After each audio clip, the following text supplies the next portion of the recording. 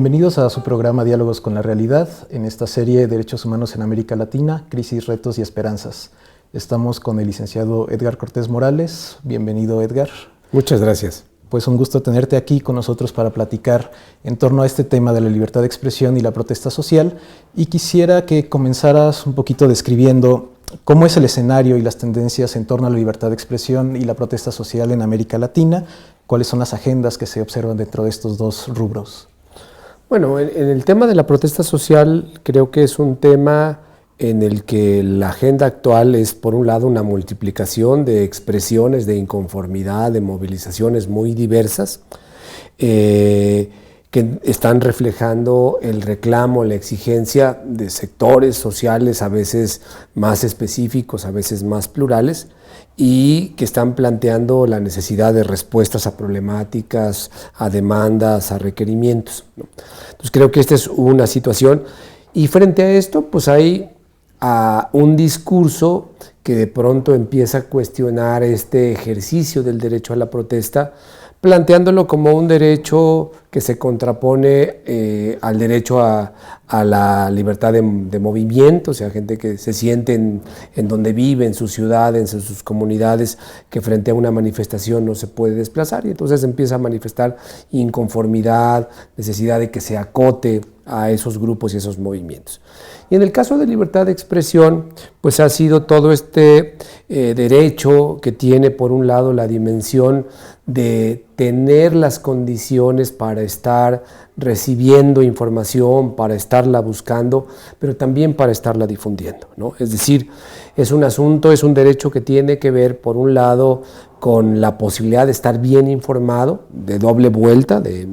recibir, pero también enviar, pero en este sentido también en términos de ir generando condiciones, diríamos, de información objetiva y suficiente en asuntos públicos, de manera que lleve a la sociedad a estar suficientemente informada y a plantear alternativas para los problemas que tiene. Entonces, y creo que sobre todo en esta dimensión tenemos hoy una situación difícil, porque en muchos países se empieza a construir distintas limitaciones, desde de pronto querer acotar a los medios a ciertas reglas. Creo que está todo el tema del debate de los nuevos medios de comunicación, las redes sociales, algunos intentos de querer regularlas, qué se puede y qué no se puede en estos medios desde el ámbito de los gobiernos. Entonces creo que también es una dificultad. Y está también vinculado la realidad de los periodistas. América Latina es un país, un continente con serios problemas en términos de la vida y la integridad de los periodistas. En los últimos años hemos tenido un número importante de periodistas asesinados en el ejercicio de su profesión, y ese también es un tema, porque eso puede servir muchas veces como una forma de inhibir que algunos temas no se hable de ellos porque representan un riesgo. El caso de nuestro país pues es periodistas que han tenido que autoinhibirse para no tocar temas que tienen que ver con seguridad, con delincuencia organizada o con la actividad de grupos delincuenciales, y eso finalmente significa una merma del ejercicio del derecho de la libertad de expresión y de la libertad de prensa. Podríamos decir entonces que este es un escenario compartido a lo largo de América Latina, y en ese sentido, ¿cómo entendemos la cantidad de marchas y todas las expresiones de protesta social que suceden entonces a lo largo de Latinoamérica? Pues como una realidad, yo diría, muy paradójica, porque América Latina en los últimos 20 años lo que ha logrado es consolidar sus sistemas democráticos electorales. Prácticamente hoy todos los países tienen un sistema, algunos mejores, algunos regulares, pero donde hay instituciones que organizan las elecciones suficientemente autónomas, se respeta razonablemente el voto, los ciudadanos pueden ir el día de la elección y elegir a quienes quieran, hay reconocimiento plural de los partidos, pero lo que hemos visto es que esta democracia formal, esta democracia electoral, cada vez se aleja más de resolver las necesidades de la población, ¿no? Y entonces, pues de pronto vamos viendo que llega un gobernante de un partido en el periodo de un partido distinto, pero realmente la oferta política en términos de solución de problemas no varía mucho. Y entonces lo que estamos viendo son hoy gobiernos que en la mayoría de los casos siguen tratando de generar desarrollo económico básicamente a raíz de la explotación de los recursos naturales, a la inversión de iniciativa privada en regiones del país con lo que se ha llamado megaproyectos, que es decir, construir grandes aeropuertos, presas, centrales hidroeléctricas, nuevos proyectos mineros, pero todo esto en detrimento de las comunidades y de las poblaciones, ¿no? Y entonces esto es lo que en realidad explica el enorme número que tenemos de conflictos sociales. ¿Por qué? Porque muchas poblaciones ven afectado sus territorios o la posibilidad de perder los recursos naturales que han preservado a lo largo de siglos. Y creo que también con esto, pues una pérdida en términos de lo que llamaríamos derechos económicos, sociales y culturales. Trabajo, educación, salud, etcétera, donde en muchos casos estos derechos pues se han visto limitados, con menos recursos, con más restricciones, o con la política de que trata de que muchos de estos servicios pasen de un servicio público a estar concesionados a empresas privadas, con el riesgo que en un momento dado puede representar que cada vez un mayor número de la población sea excluido de la garantía y del acceso a estos derechos. Entonces yo diría lo que vemos pues es hoy la realidad paradójica de democracias electorales razonablemente funcionales, pero frente a eso una realidad de que el ejercicio gubernamental no está satisfaciendo los derechos de las personas. Y cuando digo de los derechos estamos hablando de todos los derechos humanos, justicia, educación, salud, seguridad. O sea, hay enormes deficiencias, en algunos países más acentuadas en unas cosas, en otros en algunos otros temas, pero en el fondo lo que vemos es, yo diría, una enorme insatisfacción social porque los gobiernos, a fin de cuentas, no están preocupados por garantizar derechos humanos de su población, sino muchas veces por sus propios beneficios, por los de su grupo político o en asociación con intereses privados. Y en ese sentido, pensando en las obligaciones que tiene el Estado de garantizar los derechos que ya has mencionado, ¿cómo entonces también entendemos los mecanismos de represión que se han ejercido en contra de la protesta social y a la vez también, por ejemplo, los mecanismos de legitimación de discursos y leyes que pueden ser contradictorias a la garantía de estos derechos y de la protesta social en concreto? Bueno, lo que vemos es que, digamos, frente a esta enorme inconformidad social, se empiezan a desarrollar una serie de mecanismos desde los gobiernos, desde el poder, para tratar de contener o de reprimir estas expresiones de movilización. En el fondo también tiene que ver con que desafortunadamente en nuestras democracias no se han generado, construidos suficientes mecanismos de participación ciudadana. O sea, en muchos casos pues la participación se restringe a ir cada cierto tiempo a votar, ¿no? A hacer este ejercicio de un derecho humano, de un derecho político, pero en medio, entre un proceso electoral y otro, no hay otra forma de participar, de cuestionar, de intervenir en los asuntos públicos. Entonces creo que este es un problema de fondo. Entonces, frente a la expresión de la protesta, pues lo que se ha hecho, por un lado, en muchos casos ha sido lo que se ha llamado la criminalización de la protesta social, que significa tratar de resolver conflictos sociales a través del uso del derecho penal, del uso de la justicia que tiene que ver con delitos. ¿Pero haciendo qué? Pues acusando en muchos casos de delitos a los movimientos sociales, a los defensores y defensoras de derechos humanos, acusándolos de daño en propiedad ajena, de robo de bienes públicos, de secuestro equiparado, o sea, de haber obstruido a lo mejor una vía pública, una carretera, etcétera. Y entonces, pues lo que vas haciendo es que en lugar de canalizar el conflicto para encontrarle una solución, lo que vas haciendo es darles un trato de criminales a estos movimientos y a estos grupos. ¿Y cuál va a ser la consecuencia? Bueno, pues que entonces la gente o va a ir a la cárcel y va a tener la persona, el grupo, la organización que dedicarse a defender a sus detenidos, a sus presos, y teniendo que dejar un poco postergada para luego el tema de la lucha social que ha estado llevando adelante. Entonces creo que esta es una gran problemática. Junto con esto también, ya tú lo mencionabas, pues están estos discursos que entonces empiezan a plantear que a estos movimientos, a estos defensores y defensoras, como personas o como grupos contrarios al desarrollo, porque no quieren inversión, porque no quieren que haya nuevas fuentes de empleo, porque no quieren que se instalen empresas en sus territorios, etc. Pero este discurso que trata de mostrar esta faceta, lo que en el fondo va ocultando es las posibles consecuencias o las consecuencias a veces ya de hecho que muchos de estos proyectos tienen. Entonces, si lo pensamos y si el auditorio lo piensa, cuando en una comunidad le dicen, pues es que vamos a construir una presa aquí porque vamos a generar o energía eléctrica o porque vamos a usar esta agua para generar agua potable para una otra ciudad cercana, pero lo que no se va a plantear es que al construir esa presa, al tener que inundar una región, probablemente vas a tener que desalojar de manera forzada a comunidades que han vivido ahí por siglos, o sea, como comunidades, y que de pronto tienen que irse a otro lugar, que van a perder sus tierras, van a perder sus tradiciones, sus lugares sagrados, sus lugares que forman parte de su memoria histórica, ¿no? Y entonces ese tipo de consecuencias de pronto no se ven. O se plantea que estos proyectos van a generar trabajos, ¿no? Pero cuando al paso del tiempo vas viendo, pues generan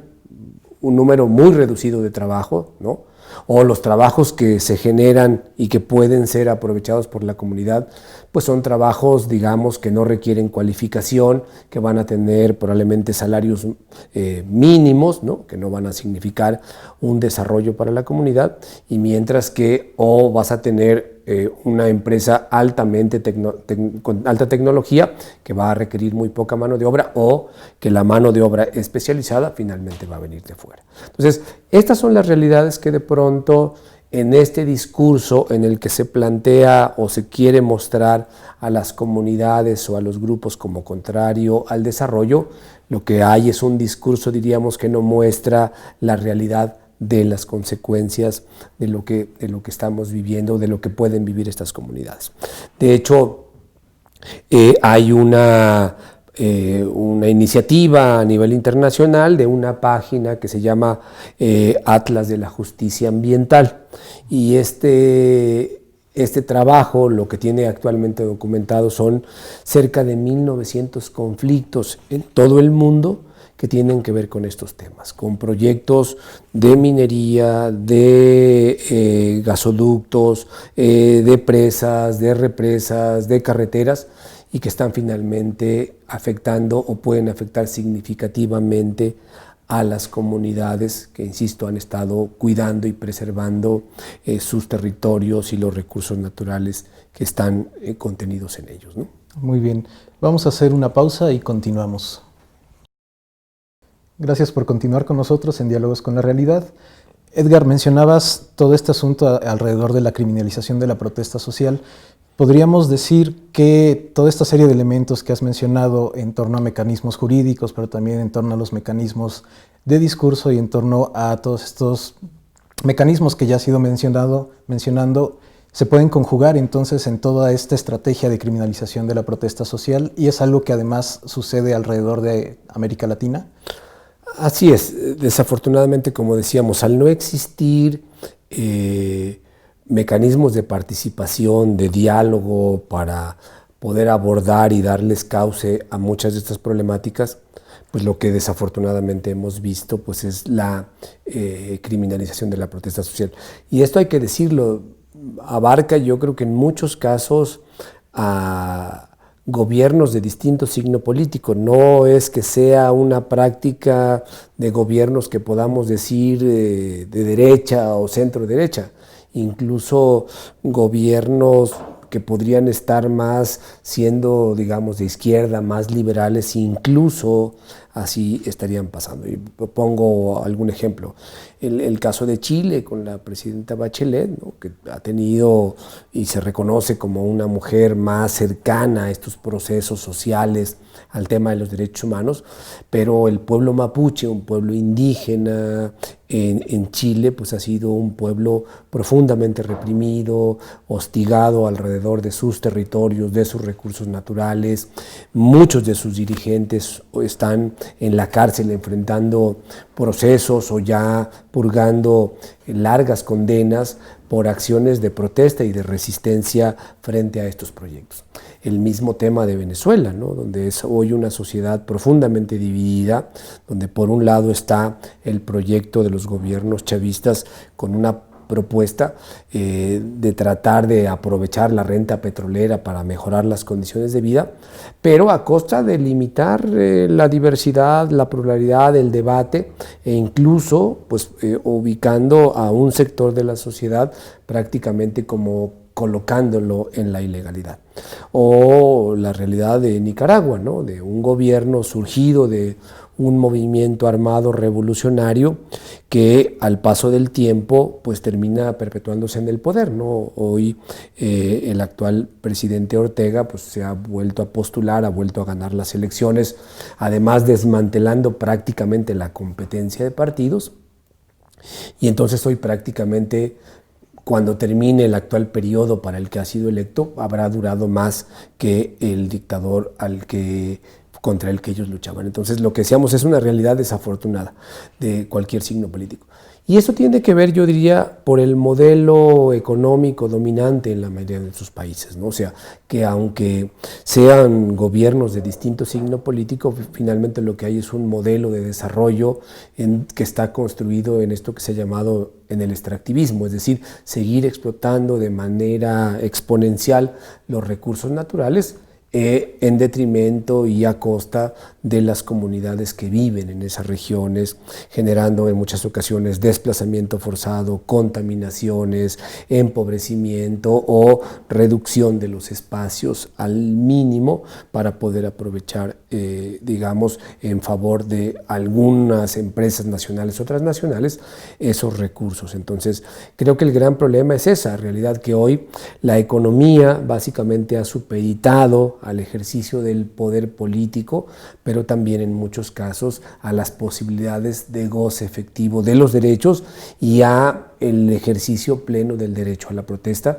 como una forma de manifestación. O sea, digamos que cuando la gente, las comunidades, los grupos tienen que salir a la calle para protestar es porque prácticamente no tienen otra alternativa de hacer visible, de levantar la voz, de hacer visible su reclamo y su necesidad de escucha, ¿no? Y en este sentido, ¿cuáles serían las consecuencias entonces de esta criminalización de la protesta? Ya has apuntado algunas ideas, pero ¿cuáles serían las consecuencias en términos de a quiénes afecta y de qué manera, ¿no? No solo quizá a las comunidades, a las personas, sino también en general, ¿qué genera a toda esta situación de la criminalización de la protesta? Bueno, tiene varias consecuencias, decimos. Una es que vas a tener a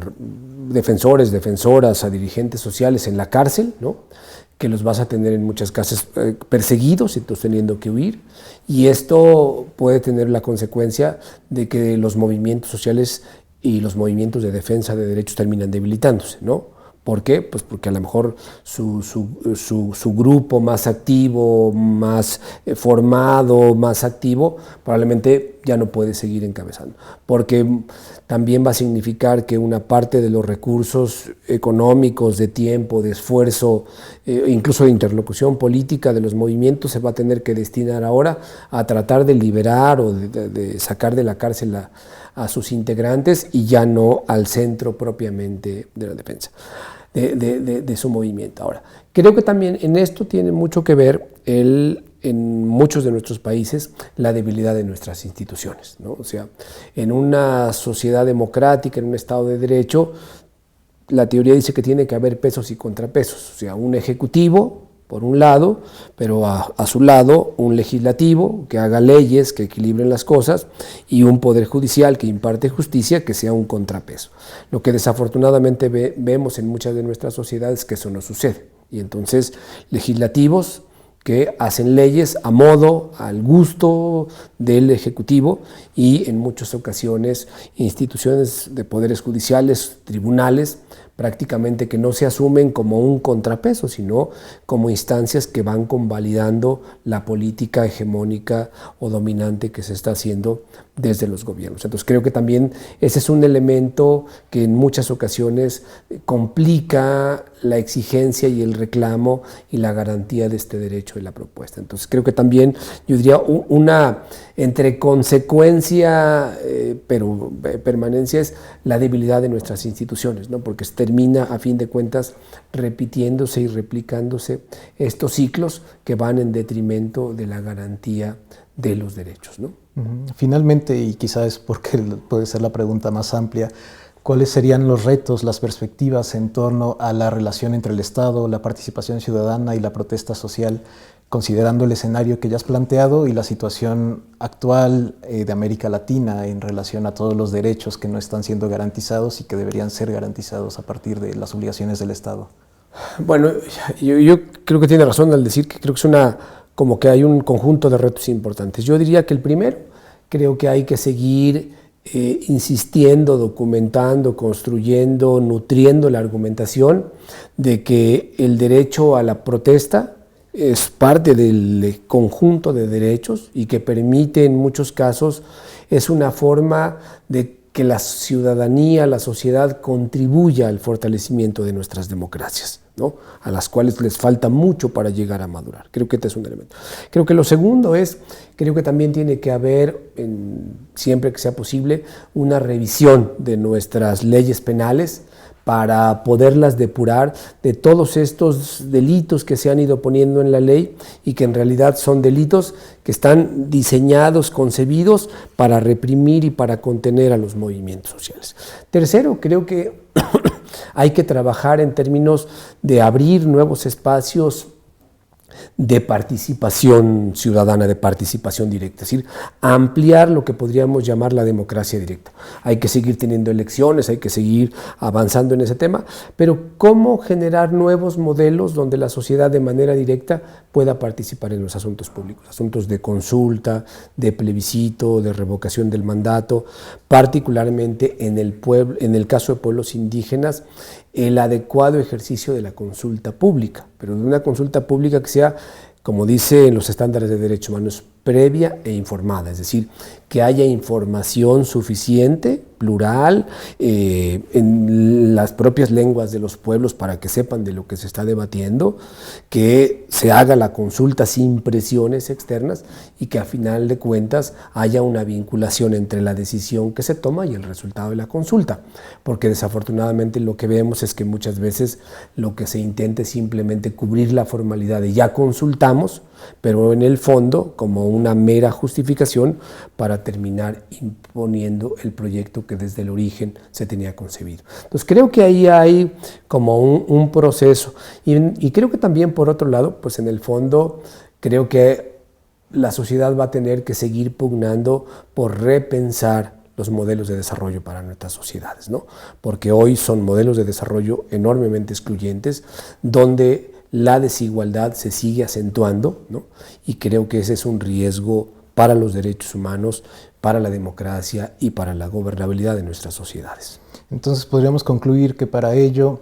además de garantizar el derecho a la protesta social, hay que abrir entonces toda esta serie de recursos que además están volviendo, por ejemplo, el asunto de las marchas quizá la única opción posible y a la vez una opción que también ha sido constreñida y reprimida. Así es. Y yo diría que creo que habría que seguir recuperando y subrayando el tema de la integralidad de los derechos humanos. O sea, el tema del derecho a la protesta no lo podemos ver como un derecho aislado, sino como un derecho que forma parte de este universo, de esta constelación de derechos y que cuando